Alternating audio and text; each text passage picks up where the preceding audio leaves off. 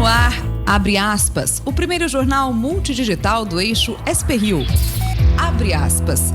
Apoio Sicredi. Gente que coopera, cresce. Segunda-feira, 20 de janeiro, ao vivo pelos Facebooks da SP-Rio Mais e do Jornal Vale, está no ar o Abre Aspas, direto dos estúdios da SP-Rio Mais, no Jardim Aquários, em São José dos Campos, São Paulo. Você confere nesta edição. Brasil fecha a fronteira após fuga de 76 presos no Paraguai.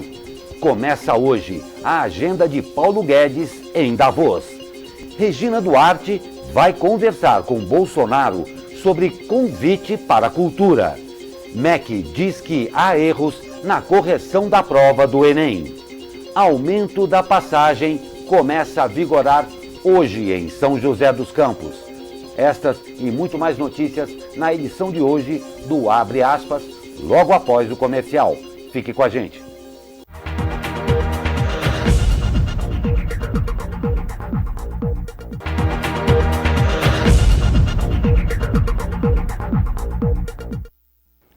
Olá, muito bom dia. Voltamos ao vivo com o Abre Aspas desta segunda-feira, 20 de janeiro. Comigo, o jornalista Zé Guilherme. Muito bom dia, Zé. Bom dia, Glauco. E vamos aí já para o final de janeiro.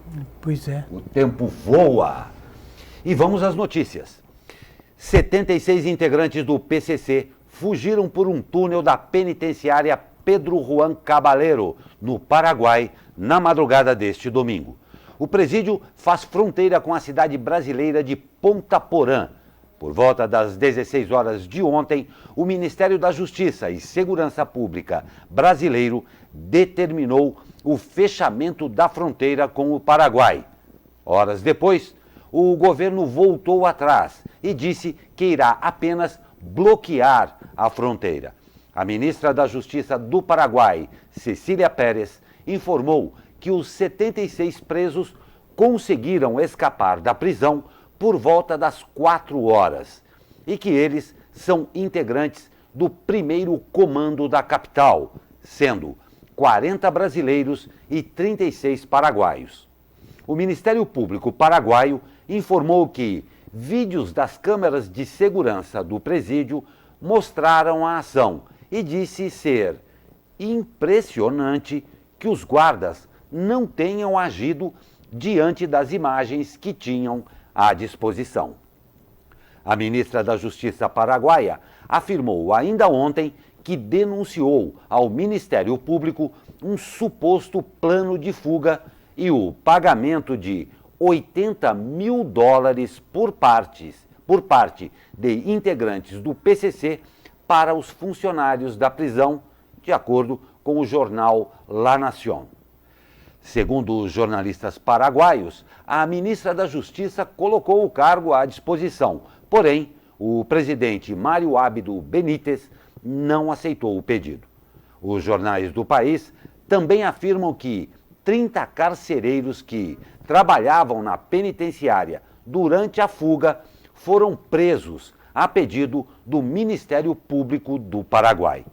O ministro da Justiça e Segurança Pública, Sérgio Moro, afirmou que o governo federal está trabalhando junto com os estados para impedir a entrada dos detentos no Brasil. Até a última atualização dessa matéria, nenhum preso havia sido recapturado. Esses bandidos tinham ligação com o chamado Minotauro, né? Minotauro. Um mega traficante que atuava justamente ali na fronteira. Está preso, o Minotauro. Mas é impressionante, né, que tenha sido... Não é tão impressionante assim que tenham sido comprados, né? Exatamente, porque fica muito evidente aí, né? Fica evidente, mesmo porque não foram todos que escaparam pelo túnel. Tem alguns que escaparam de outras maneiras. Então, que evidencia ainda mais que pode realmente ter sido uma compra de fuga, né? Não tem a menor dúvida. E é impressionante, porque se cavar um túnel desse, tem uma quantidade de resíduo, de terra que eles removem imensa. E a gente A gente... Não tem uma foto aí dos vários sacos. Né? Exatamente, dentro de uma cela. Quer dizer, fica cada vez mais evidenciado de que realmente deve ter havido a participação e conivência aí dos carcereiros e tudo mais. E Paulo Guedes participa hoje da abertura do Fórum Econômico em Davos.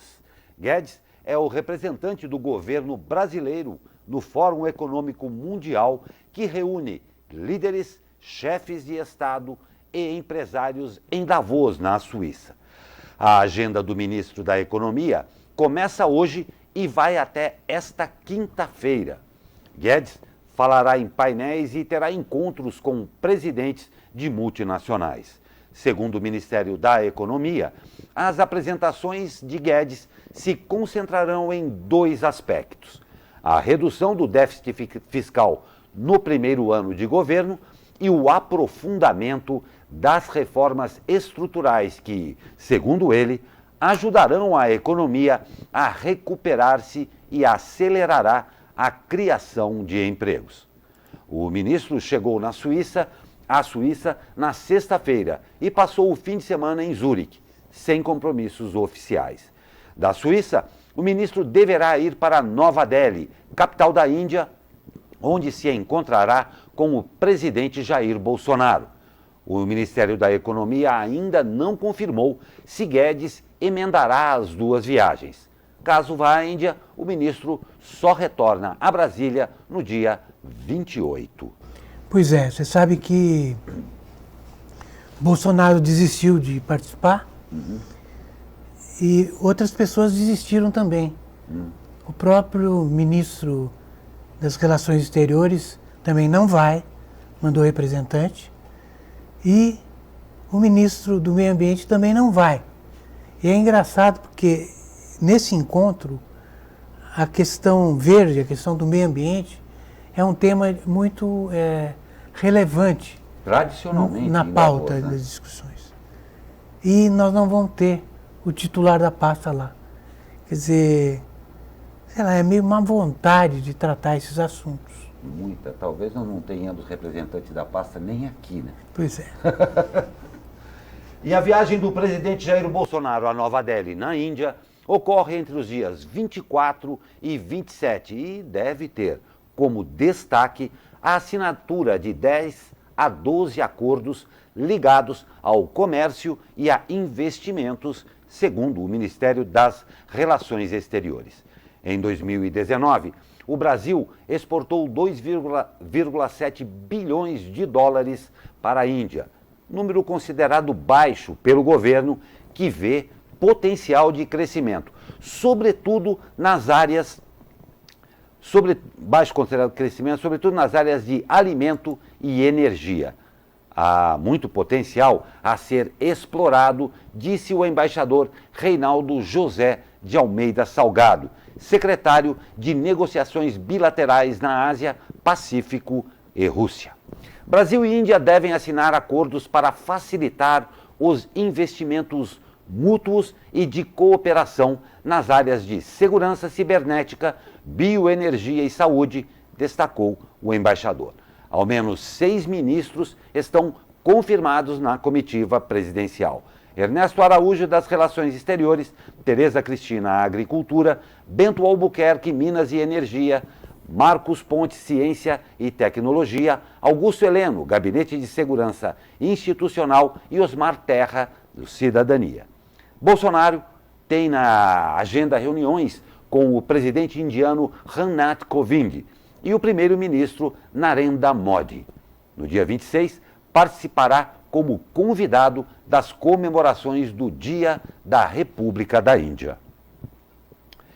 E o presidente Bolsonaro deve se reunir hoje com a atriz Regina Duarte, convidada para assumir a Secretaria Especial de Cultura, pasta subordinada ao Ministério do Turismo. Na tarde de ontem, em frente ao Palácio do Alvorada, o presidente se negou a responder se criaria o Ministério da Cultura. Segundo o jornal Estadão, ele estaria estudando essa possibilidade. A publicação do Estadão afirma que a razão para a mudança seria que a artista é muito conhecida para ocupar um cargo com status de secretaria. Regina Duarte foi convidada para o cargo após a demissão do dramaturgo Roberto Alvim. Na última semana, ele publicou em redes sociais um vídeo no qual parafraseia Joseph Goebbels, ministro da propaganda na Alemanha nazista. Regina Duarte ela disse que quer falar com o Bolsonaro olho no olho, para ver se aceita ou não.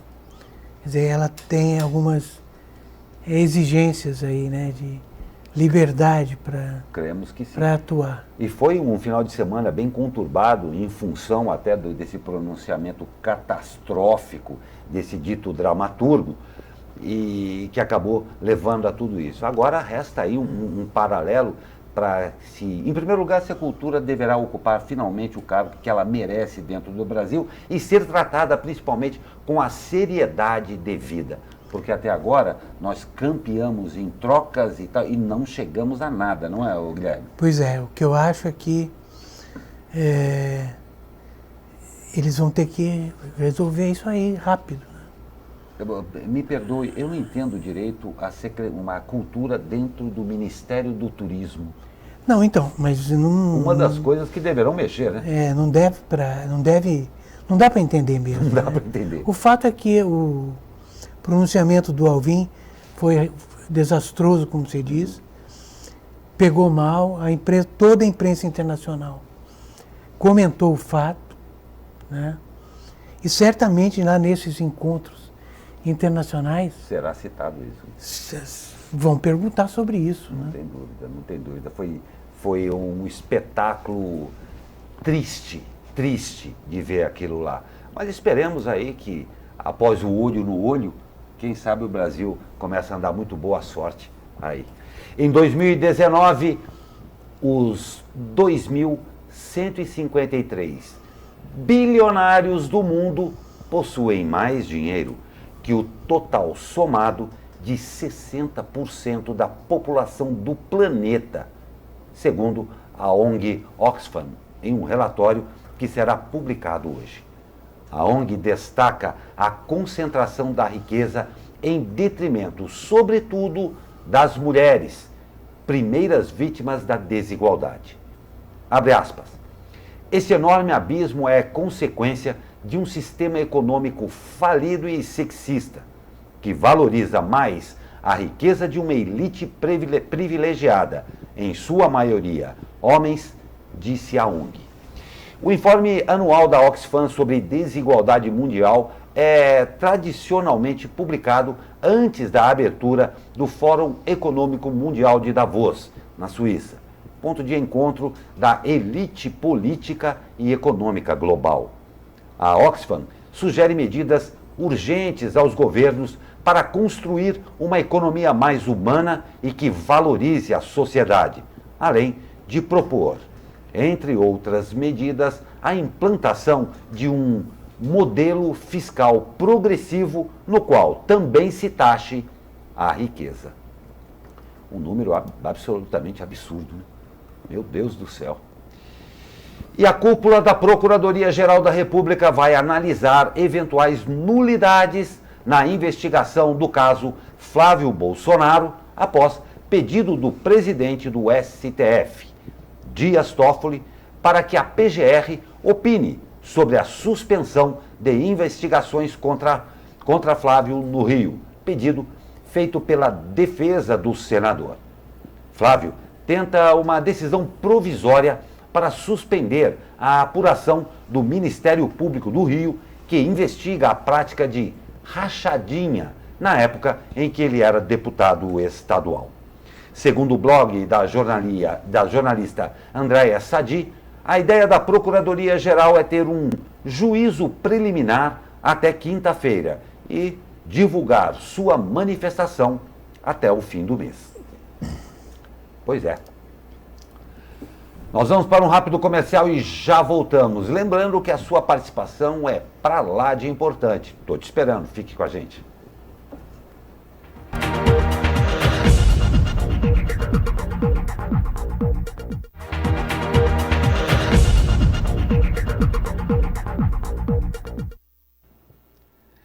De volta ao vivo com Abre Aspas desta segunda-feira. E já temos participação aqui, a Eugênia Minicucci e o Luiz Rosa, mandando um bom dia, que bom trabalho a todos nós. Muito obrigado pela participação, é sempre um prazer tê-los conosco. E o MEC confirma erros na correção de provas do Enem.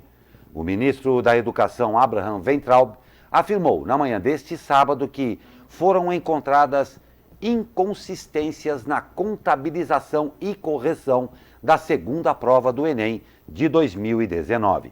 Segundo Weintraub, o erro atingiu alguma coisa como 0,1% dos candidatos que prestaram o exame, o equivalente a 39 mil candidatos. Já Alexandre Lopes, presidente do INEP responsável pela prova, afirma que a falha não vai chegar nem a 9 mil pessoas. De acordo com o INEP, quase 4 milhões de pessoas fizeram o Enem 2019. Durante a entrevista à imprensa, Alexandre Lopes afirmou que ainda não está claro quantas pessoas foram afetadas, porque o sistema ainda está identificando falhas. Segundo Lopes, já foi identificado o erro em 4 provas de candidatos de Viçosa, Minas Gerais. Ele admite, no entanto, que a falha pode estar presente em outros estados. As provas do Enem são divididas por cores e a correção do gabarito é feita conforme essa classificação. Segundo Lopes, o erro ocorreu na associação do arquivo do aluno e a cor da prova. Mesmo com os erros, o MEC não mudou a abertura da inscrição do Sistema de Seleção Unificado, o SISU, que permite aos estudantes concorrerem a vagas em universidades federais pelo país com a nota do Enem. As inscrições ficam abertas a partir de amanhã, estarão abertas a partir de amanhã. O INEP criou um e-mail para os candidatos que se sentirem prejudicados enviarem suas dúvidas, diz Lopes. Anote aí, o endereço é enem2019@inep.gov.br. Vou repetir, enem2019@inep.gov.br. Falar que 9 mil pessoas... 9 mil pessoas... Apenas 9 mil pessoas, né? Estão dependendo de uma revisão aí do problema.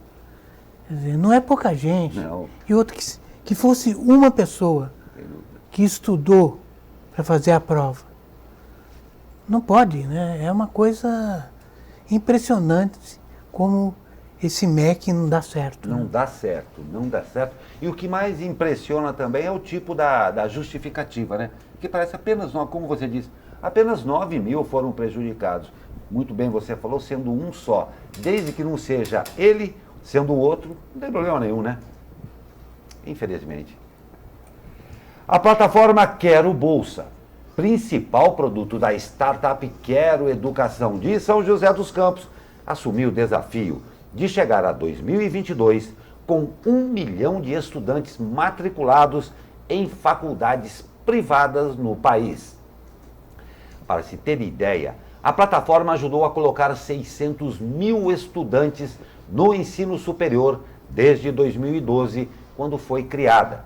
Todos com bolsa de ensino média de 85,7 mil matrículas por ano. A Quero Bolsa quer mais do que dobrar a média e matricular 400 mil estudantes nos 2 próximos anos.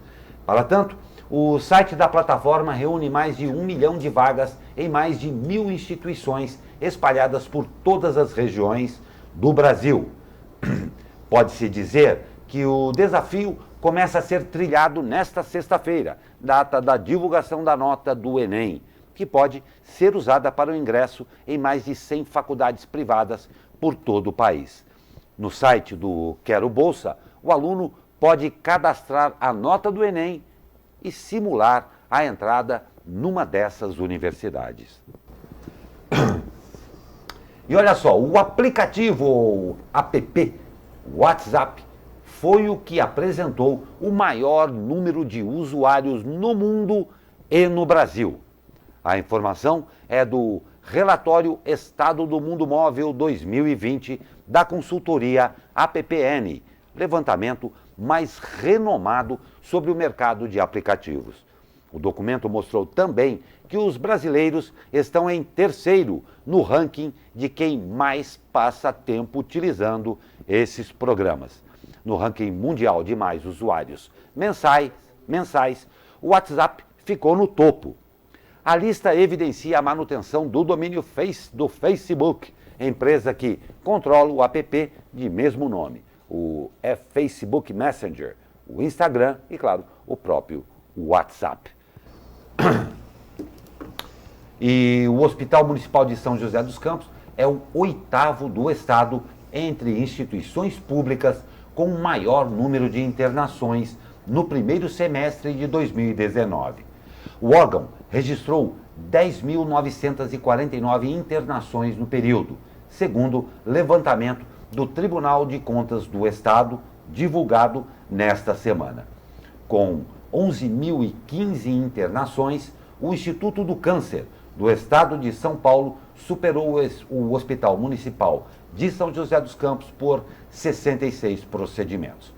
No quesito procedimento, incluindo consultas, tratamentos, cirurgias, exames e atendimentos ambulatoriais, o Hospital Municipal de São José ocupa a 26ª colocação no ranking estadual. O Hospital Regional do Vale do Paraíba, em Taubaté, é o 45º da lista paulista.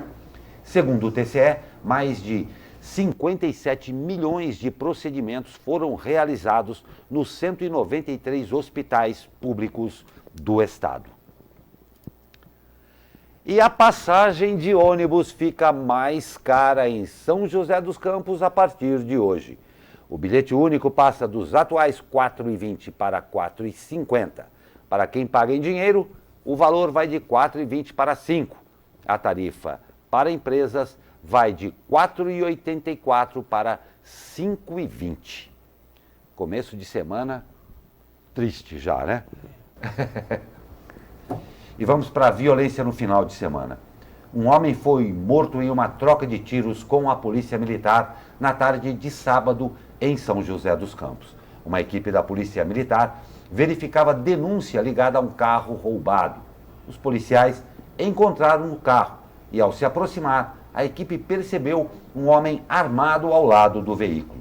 Houve troca de tiros e ele foi atingido por 3 disparos.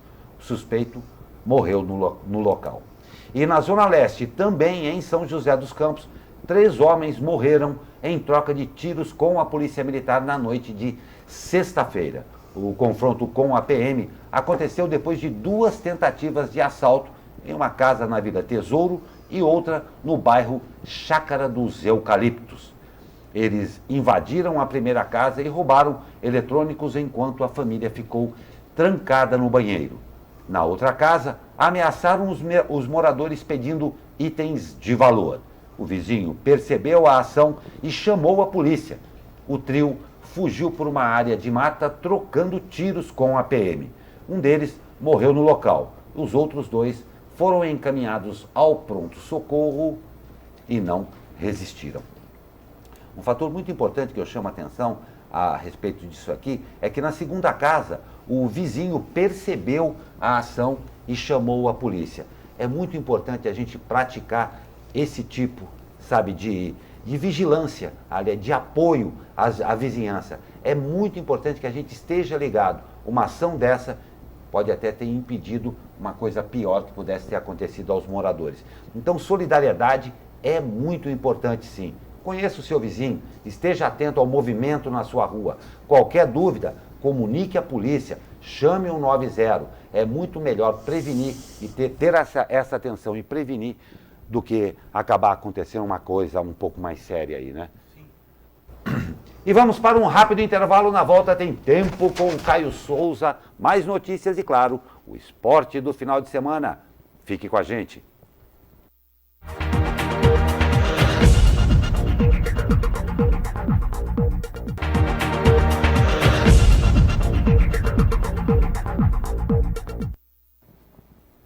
Segunda-feira nublada em São José dos Campos. Vamos saber como é que fica o tempo com ele. Fala, Caio Souza. Fala, Glauco Turzi, muito bom dia. A semana começa com um tempo instável aqui na nossa região por conta de ventos úmidos que estão soprando do oceano para o continente. O dia será de céu predominantemente nublado, mas o sol pode aparecer entre nuvens em alguns momentos. Principalmente nos trechos de serra, pode haver chuva de intensidade fraca moderada a qualquer momento. E no restante, das regiões, a maior probabilidade de chuva é sim no período da tarde. Os ventos vão soprar com intensidade moderada ao longo de todo o dia e com uma intensidade um pouco maior lá no litoral mesmo. As temperaturas seguirão amenas, máxima de 27 graus no Vale do Paraíba, 26 em São Paulo e no litoral e 22 na Serra da Mantiqueira. A tendência é que essas condições do tempo perdurem aí ao longo de praticamente toda a semana, justamente porque temos um sistema ali de alta pressão que está favorecendo esses ventos úmidos de quadrante sul. Caio Souza, direto da sala de operações do Tempo Vale para o jornal Abre Aspas. Muito obrigado, Caio Souza. Uma ótima segunda e, claro, uma ótima semana a você e todo mundo aí do Tempo Vale.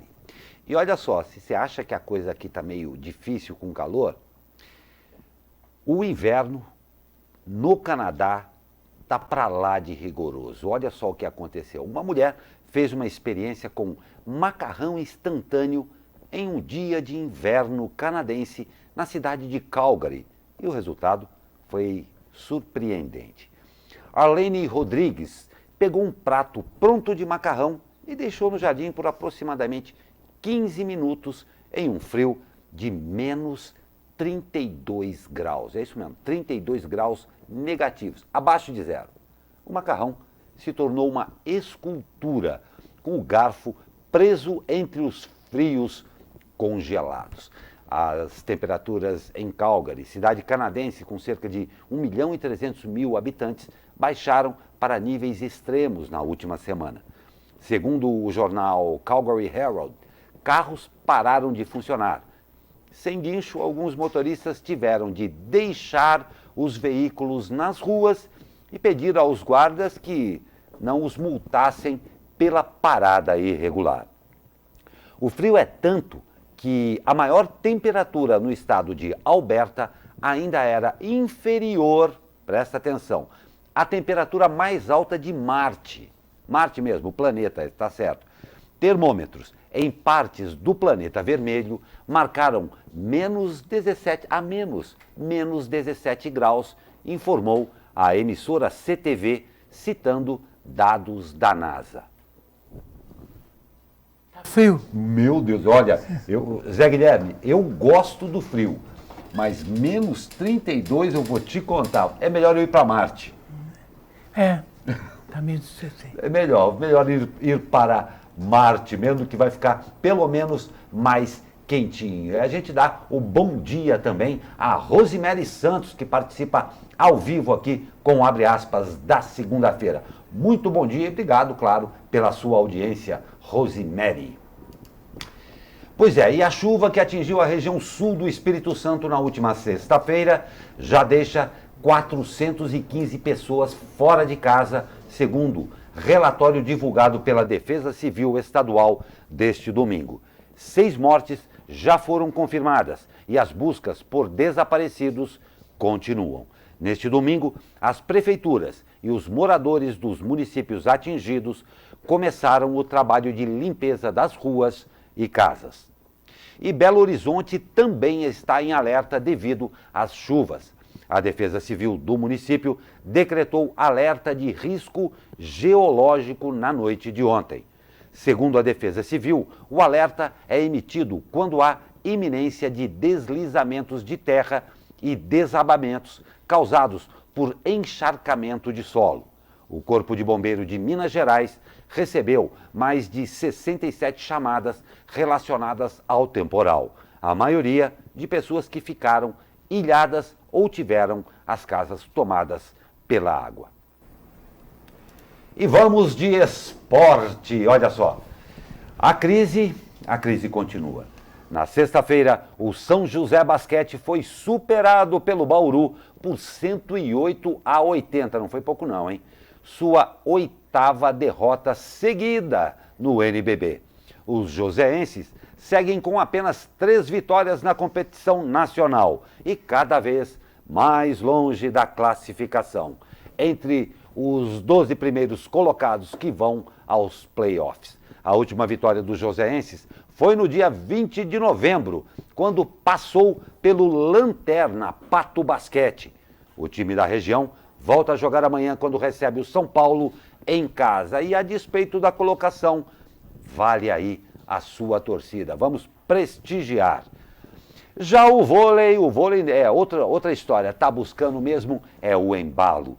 Na noite de sábado, o Taubaté venceu o Lanterna Ponta Grossa por 3-0 e se manteve na vice-liderança atrás do Cruzeiro. Com este triunfo, o Taubaté chega aos 32 pontos com uma campanha de 10 vitórias e apenas 3 derrotas. Os taubateanos voltam às quadras na sexta-feira, quando enfrentam o SESI pela semifinal da Copa do Brasil. E olha só, neste final de semana nós tivemos o primeiro grito de campeão do ano. Depois de terminar o primeiro tempo perdendo para o New York FC por 1-0, o Verdão virou na etapa final e venceu os americanos por 2-1. A equipe alviverde ficou com a taça da Florida Cup por conta da derrota do Corinthians para o Atlético Nacional. O mais curioso foi que os jogadores do Palmeiras souberam do título dentro do avião que já levava a equipe de volta a São Paulo. Pois é, antes tarde do que nunca, né? Mas olha só, você vai ver uma imagem agora que é complicada. Pergunta: a praia de Ipanema está bloqueada com lixo? Pois é essa pergunta que não quer calar. Interessante esta campanha, né, Zé Guilherme? É uma campanha, né, de agências de publicidade. Fizeram esse muro de lixo, principalmente lixo plástico. Com PETs e tudo mais ali, né? Tem assim, esse muro tinha 15 metros de comprimento e 2 metros de altura. Né? E os dizeres aí: um dia o lixo deixado na praia impedirá que você entre nela. Nós estamos caminhando... Esse muro aí é o resultado da coleta, da limpeza de 3 dias da praia. Meu Deus do céu! 3 dias de praia deu esse 15 metros de um muro, né, de 2 metros de altura. 15 metros de comprimento, 2 metros de altura. Em primeiro lugar, parabéns pela campanha, que ficou sensacional. Em segundo lugar, os números para lá de que assustam, né? 3 dias de coleta. Deu para fazer esse muro. Deu para fazer um muro de 2 metros. Ou seja, isso daí não é só uma campanha, isso é um fato que pode acontecer. Mas uma coisa que eu tenho notado muito, Zé Guilherme, tem muita gente que quer lutar pelo meio ambiente, mas não quer fazer a sua parte. Só a minha garrafinha pode, a garrafa de todo mundo não pode. Isso dá um número absurdo, né? Pois é. Pois é. Então, a gente, parabéns pela campanha, de extremo bom gosto, dá realmente a dimensão do tamanho que é o problema. Mas começa com cada um de nós a solução disso tudo aí. Não é só uma garrafinha, só a minha garrafinha não faz nada, faz sim. Juntando 8 milhões que pensam do mesmo jeito, são aí 8 milhões de garrafinhas. Então comece por você mesmo. Então aí, Zé Guilherme, chegando ao final dessa edição dessa segunda-feira, que é sempre difícil, mas... Nublada, tendendo a quente, mas podia ser pior, podia estar menos 32, né? Pois é. Muito bom dia a você, Zé Guilherme, uma ótima segunda-feira. Obrigado, bom dia. E a você que nos acompanhou nesta edição ao vivo, claro, fica aqui o convite para amanhã estar conosco novamente aqui no Abre Aspas. Uma ótima segunda-feira, uma grande semana a você e até amanhã.